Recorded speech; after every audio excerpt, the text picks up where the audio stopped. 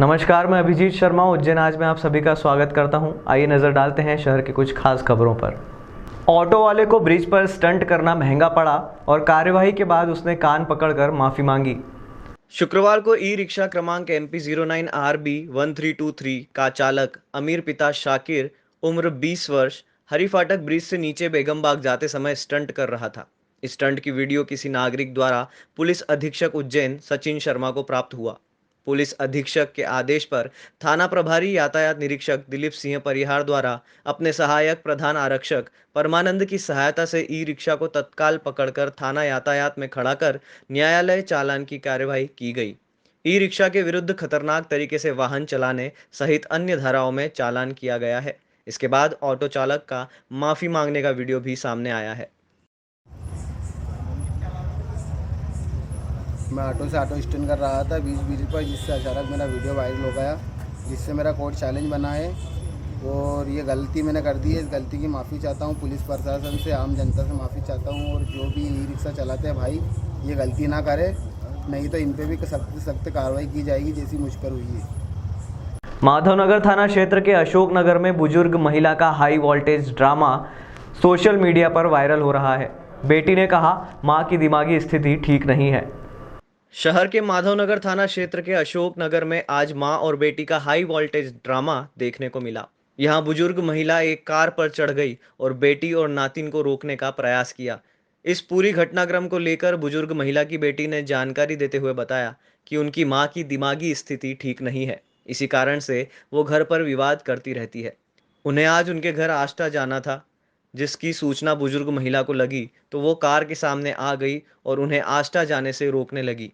इस दौरान के वीडियो सोशल मीडिया पर तेजी से वायरल हो रहे हैं।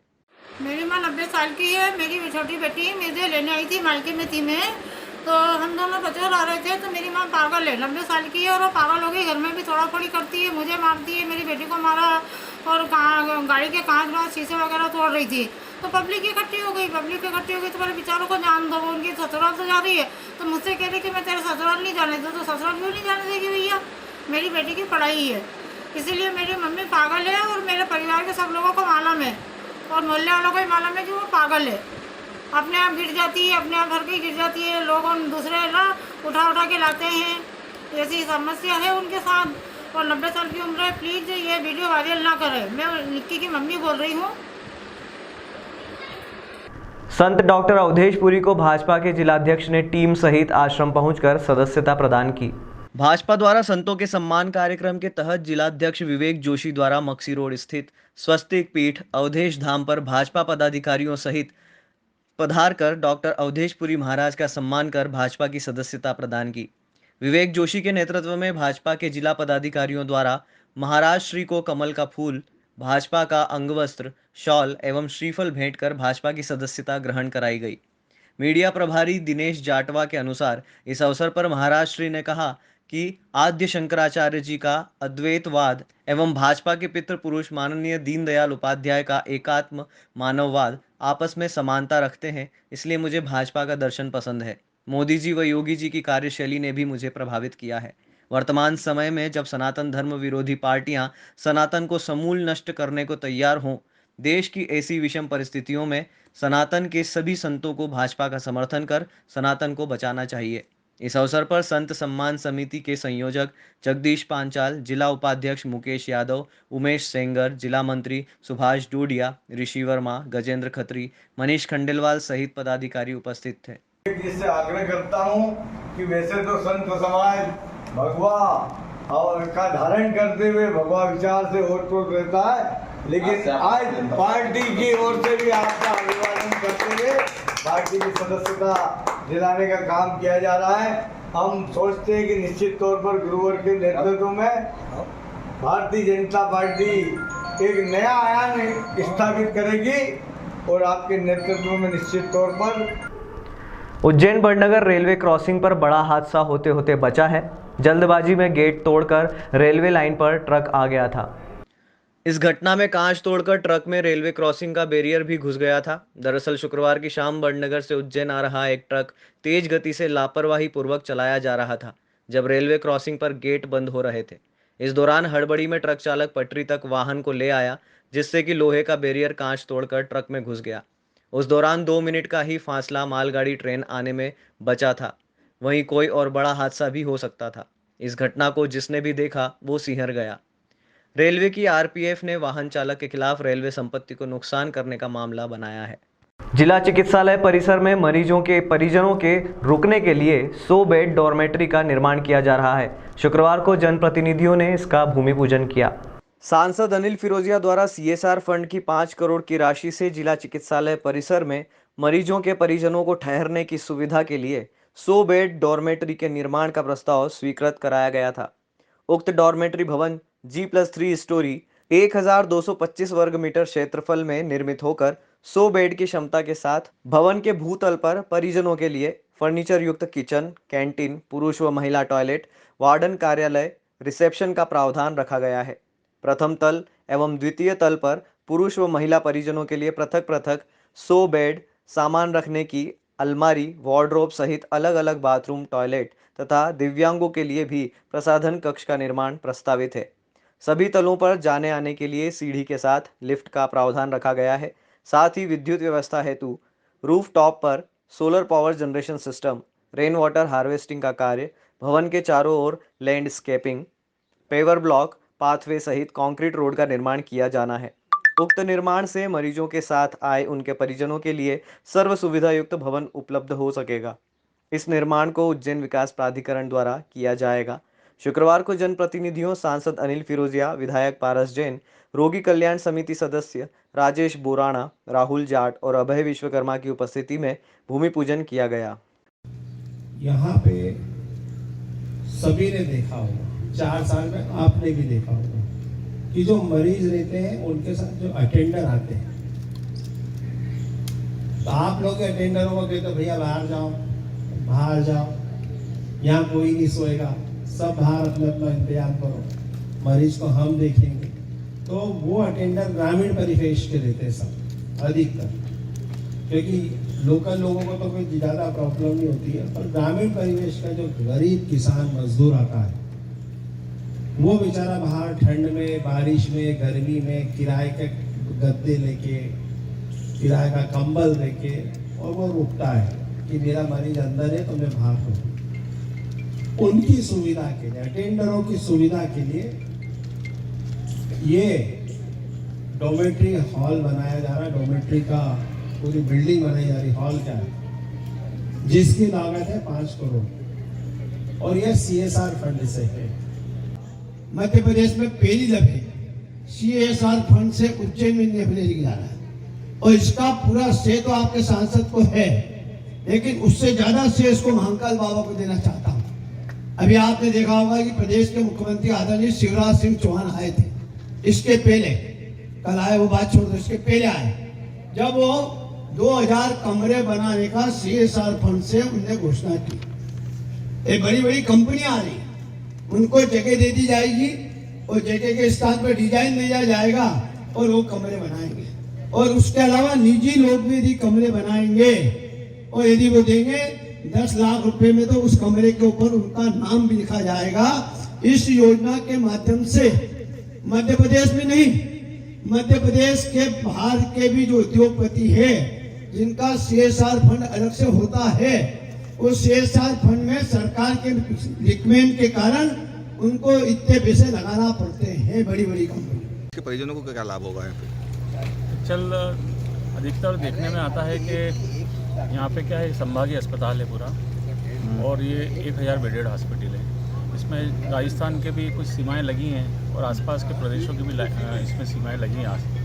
वहाँ पर क्या है, पेशेंटों के साथ में जो अटेंडर आते हैं जी, वो अटेंडरों का यहाँ पर जैसे पेशेंट एडमिट हो जाते हैं, अटेंड 4-4, 10-10 दिन का उनका भर्ती के दौरान उन लोगों पर परेशानी होती है। इससे हमने माननीय हमारे सांसद जी और जनप्रतिनिधि माननीय विधायक जी ने इन सबको हमने अवगत करवाया था जी। उन्होंने फिर CSR फंड से माननीय सांसद जी ने इसको गंभीरता से लिया और CHR फंड से यहाँ पर पूरा प्रोसेस किया और 100 बेडेड जो है गवर्नमेंटली इसमें वार्डन, यहाँ पर कैंटीन, सारी सुविधाएं जो हैं आम जो अटेंडर है उन लोगों के लिए यहाँ पर रहने वाली है।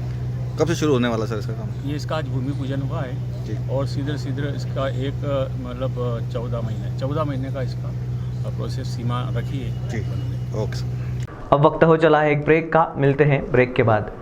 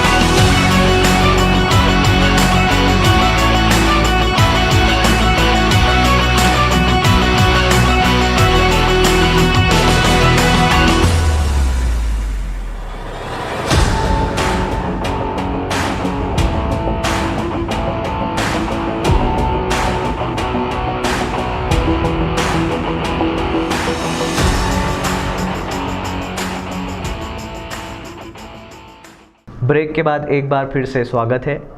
नगर निगम द्वारा 500 से अधिक विद्यार्थियों के साथ भूखी माता घाट पर श्रमदान करते हुए घाट की सफाई की गई। बारिश के कारण भूखी माता घाट, कर्कराज घाट एवं सीढ़ियों पर जल भराव के कारण मिट्टी, गाद एवं पॉलीथीन एकत्रित हो गई थी, जिससे घाट की सफाई नहीं हो पा रही थी। साथ ही यहां आने वाले श्रद्धालुओं को भी समस्या हो रही थी। नगर निगम द्वारा शनिवार को 500 से अधिक की संख्या में स्कूल के विद्यार्थियों की उपस्थिति में भूखी माता घाट पर श्रमदान करते हुए घाट को साफ और स्वच्छ बनाया गया।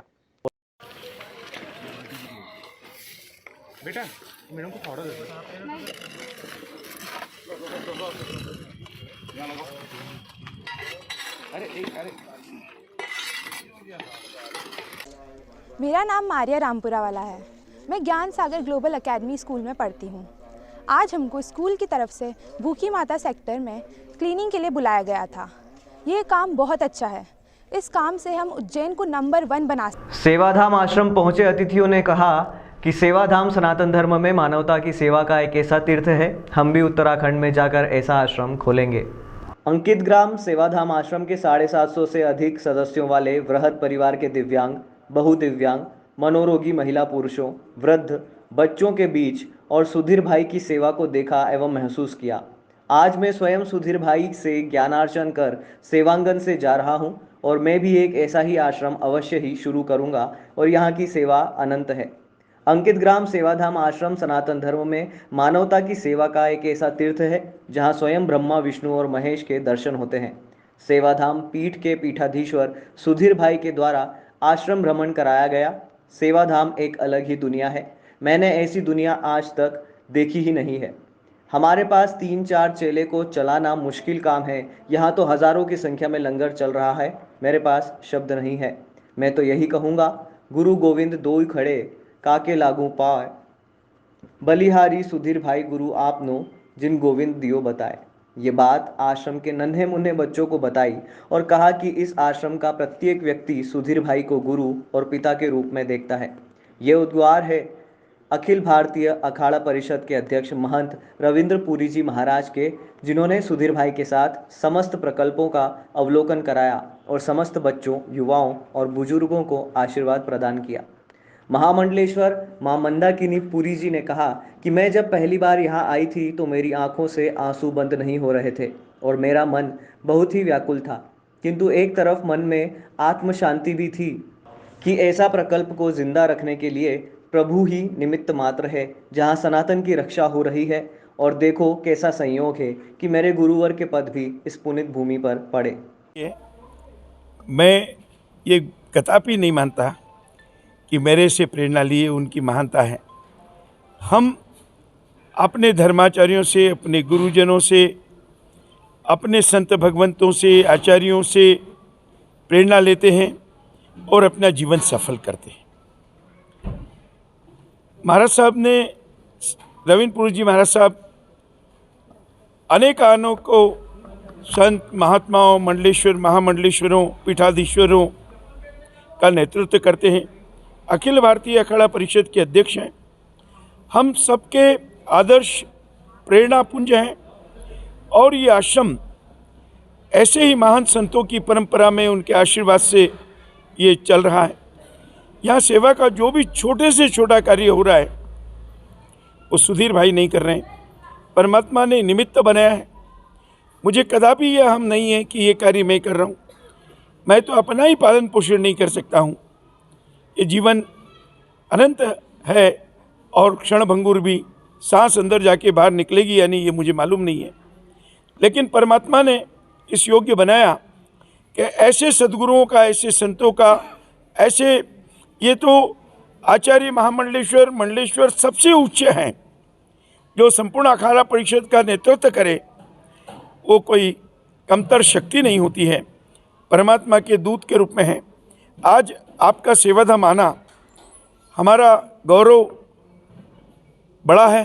सठदर्शन साधु समाज पूरा ही यहाँ पधारा था और अखिल भारतीय अखाड़ा परिषद के अध्यक्ष भी यहाँ पर पहुँचे और सारे बच्चों के साथ हमने आज दिन बिताया, क्योंकि हम नेता अभिनेताओं के यहाँ जाते हैं, बड़े बड़े मंत्रियों के कार्यक्रम में जाते हैं, परंतु जब जो जिनका कोई नहीं है उनके पास एक बार आके देखो तो लगता है कि हाँ, संसार अभी भी बहुत दुखी है।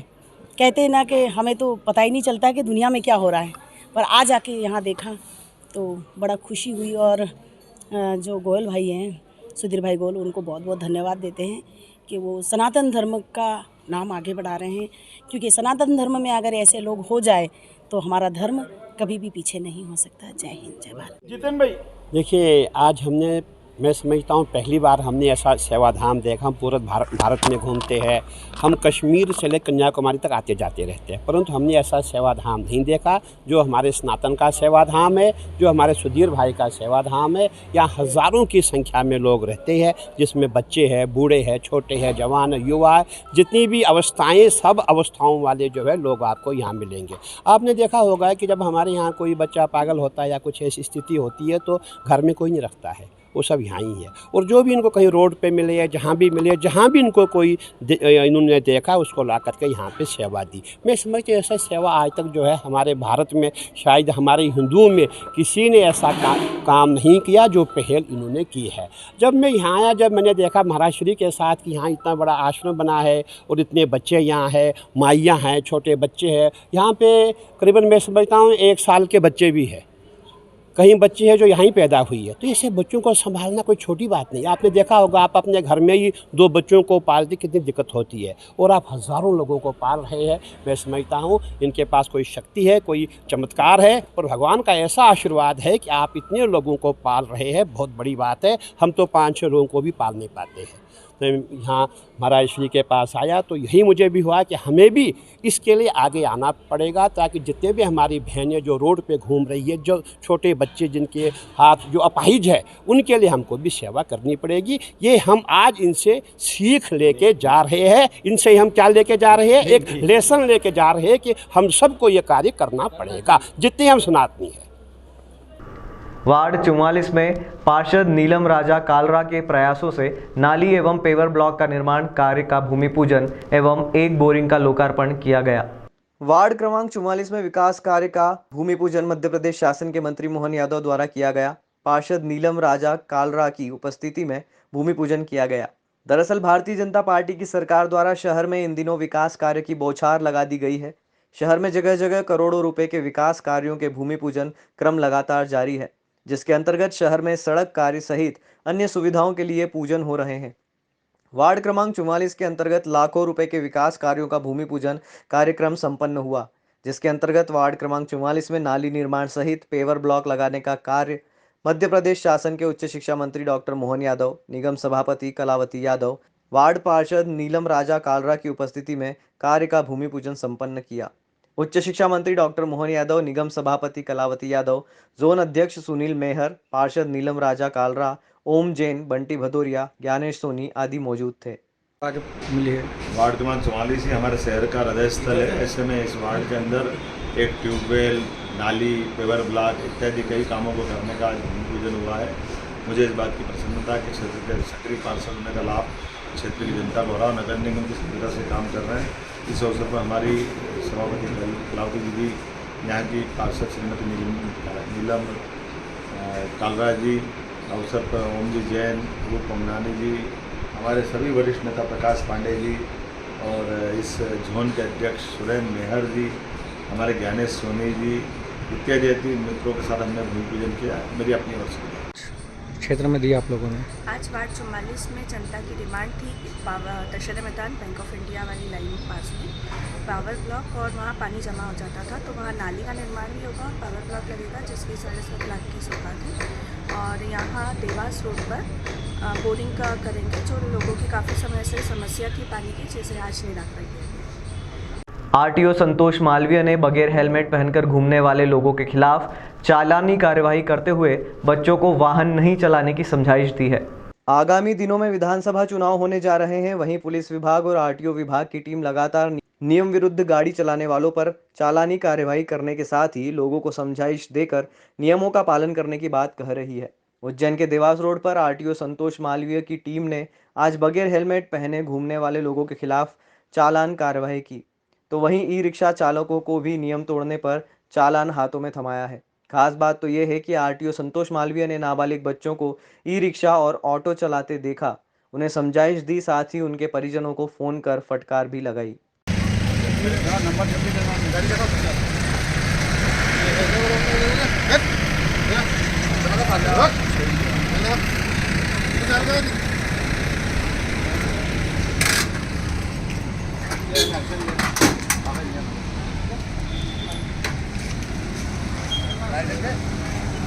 कि आप देख रहे हैं हमारे उज्जैन शहर में दर्शनार्थियों की जब से संख्या बढ़ी है, तो ऑटो रिक्शा है, दूसरे जो हमारे लोक परिवहन के साधन हैं, उनकी संख्याओं में भी काफ़ी इजाफा हुआ है। और इन्हीं परिप्रेक्ष्य में हम लगातार कार्रवाइयाँ करते रहते हैं, जो भी अवैध रूप से वाहनों का संचालन करते हैं। लेकिन क्या है कि हमारे शहर में लोगों का आवागमन बहुत ज़्यादा हो गया है, हौच पौच हो गई है, पूरी अर्थव्यवस्था हमारे यहाँ की परिवहन व्यवस्था पूरी गड़बड़ा गई है। तो ना चाहते हुए भी लोगों को हम पूर्ण रूप से इस पर कार्रवाई नहीं कर पा रहे हैं, लेकिन यदा कदा हम लोग निकलते हैं और कार्रवाइयाँ करते हैं। जैसे कि आज भी देखा आपने, कल भी देखा था कि एक बंदा स्टंट करते हुए ऑटो रिक्शा के माध्यम से वाहन का संचालन कर रहा था।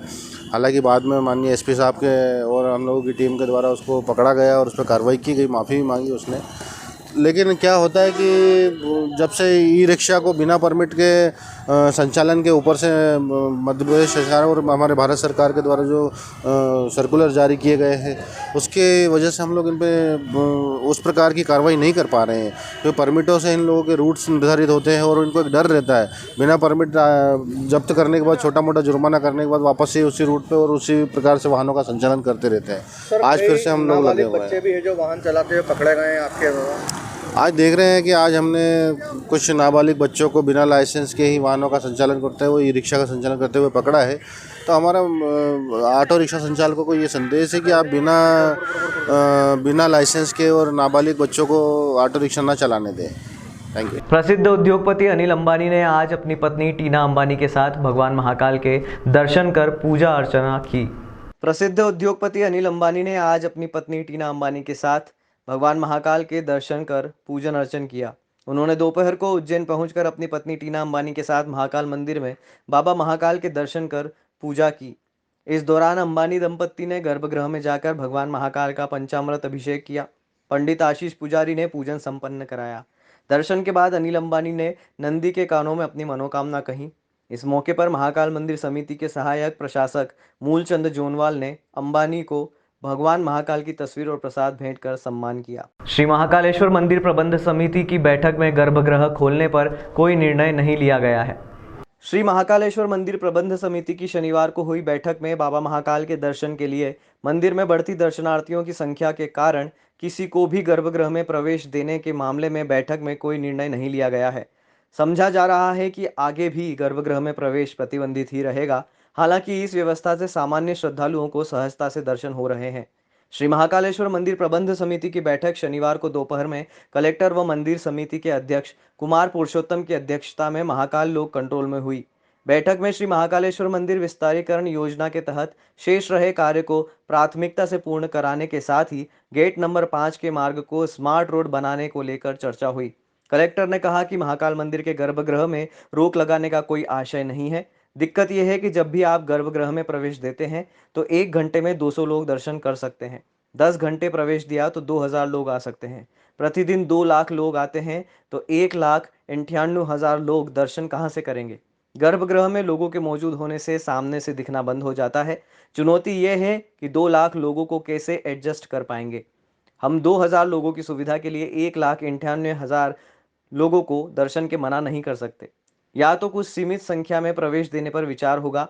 वहीं स्थानीय लोगों को एक दिन भस्म आरती में निःशुल्क अनुमति देने का निर्णय पहले हो चुका है। इस व्यवस्था को तत्काल शुरू करा जाएगा। आज बैठक हुई है प्रबंध समिति की, क्या कुछ निर्णय रहेगा? मंदिर के सामान्य कार्यों के बारे में जो व्यवस्थाएं थी, कुछ नए निर्माण करने थे, उसके संबंध में निर्णय हुआ है। जो बड़ा गणेश के सामने का पथ है जो गेट नंबर 5 को जाता है, उस रोड को भी वैसे ही बनाएंगे जैसे स्मार्ट रोड बनी है। सर, गर्भगृह में जो अभी रोक लगेगी उसको लेकर देखिए, गर्भगृह में रोक लगाने का कोई आशय नहीं है। बस दिक्कत ये है कि ये व्यवस्था कैसे बनेगी। इतनी भीड़ में जब भी आप गर्भगृह में प्रवेश देते हैं तो बाकी गर्भगृह में 1 घंटे में अधिकतम 200 लोग दर्शन कर सकते हैं। अगर मान लो 10 घंटे आप प्रवेश दो तो 2000 लोग दर्शन कर सकते हैं। 2 लाख लोग से ज़्यादा आते हैं। बाकी 1,98,000 लोग दर्शन कहाँ से करेंगे जब गर्भ सामने से दिखना बंद हो जाता है। चुनौती ये है, चुनौती ये नहीं है कि गर्भगृह दर्शन कराना है नहीं कराना है। चुनौती है कि 2 लाख लोगों को कैसे एडजस्ट कर पाएंगे। हम 2000 लोगों की सुविधा के लिए 1,98,000 लोगों को मना नहीं कर सकते। तो या तो कुछ सीमित प्रवेश, इसी पे विचार होगा, देखें क्या निर्णय होता है। और कुछ बड़ा निर्णय कुछ हुआ? बाकी तो सामान्य प्रक्रियाएं थी। एक वो भी था सर, जो महाकाल के जो भस्म आरती थी उसको लेकर वो तो निर्णय हो चुका है, पहले ही हो चुका है। तत्काल शुरू करा जाएगा। आज के अंक में फिलहाल इतना ही। अगले अंक में फिर मुलाकात होगी। तब तक के लिए नमस्कार।